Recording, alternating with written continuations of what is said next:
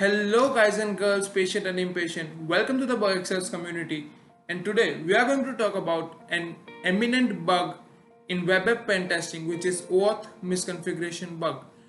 We'll be covering a practical demonstration in this video which will guide you to find this bug and report it and earn yourself some bucks. So let's get started and follow me throughout this video.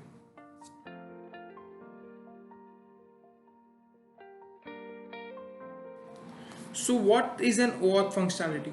OAuth functionality is a functionality given by domain to simplify the user login function.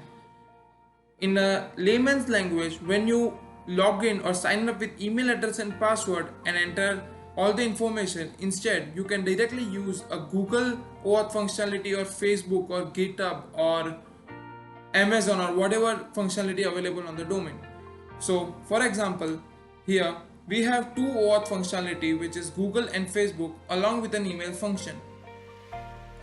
So in the phase 1, we will be impersonating as an attacker who is trying to take over the victim's account.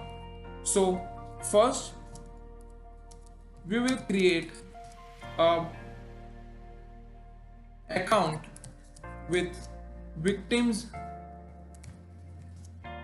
email address and password. So here we go to email,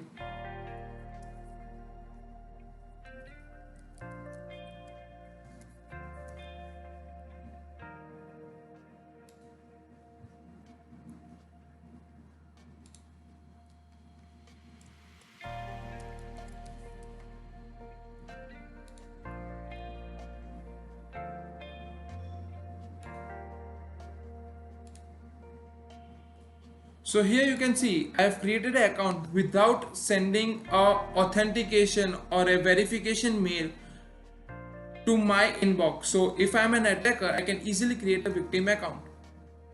Now you have seen that my Skyscanner account has been created. Now we'll assume that phase 2 we are victim. Now, as a layman user, I will always think that instead of writing all the email address and creating a password which has some constraints in it, I'll rather use my OAuth functionality with Gmail account or Google account. So instead of creating an email, I'll go to Google and I'll create an account with the same email address.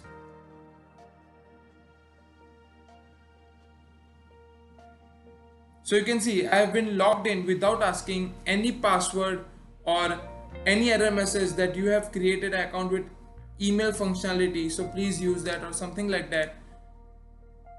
And I am able to log in with the same email address account. So where does the vulnerability lies? Now vulnerability lies where an attacker can use the ID and password which he or she created in a phase 1. In a sense, if I go to login and use my email address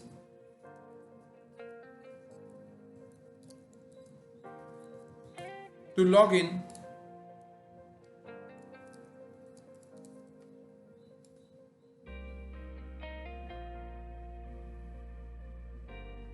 okay, this has been fixed now.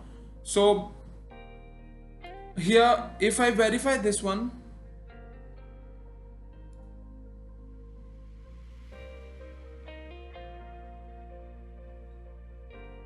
okay, email has been verified, and if I try to log in with same email and password which I created in phase 1, I'll be able to log in to the same account. So you might be thinking that what if that our email is not verified, right? But if a user is not aware that he or she does not have to verify his email while creating an account with OAuth functionality, they will think that the email that they have received is same email which they might receive when they use the OAuth functionality, so they will verify the email. Or once you logged in into victim account, you don't log out, so you can get forever access to the victim's account. So that's how the OAuth functionality works. This is just one of the example of OAuth functionality, and you can find it anywhere where there is a OAuth functionality. Example, TripIt or Skyscanner or anywhere. I can't take the names right now, but when you go to the Bugcrowd platform and start your bug hunting, you can find plethora of websites which have this OAuth functionality. So thank you for watching and stay tuned for the further vulnerability updates. Stay safe, stay healthy.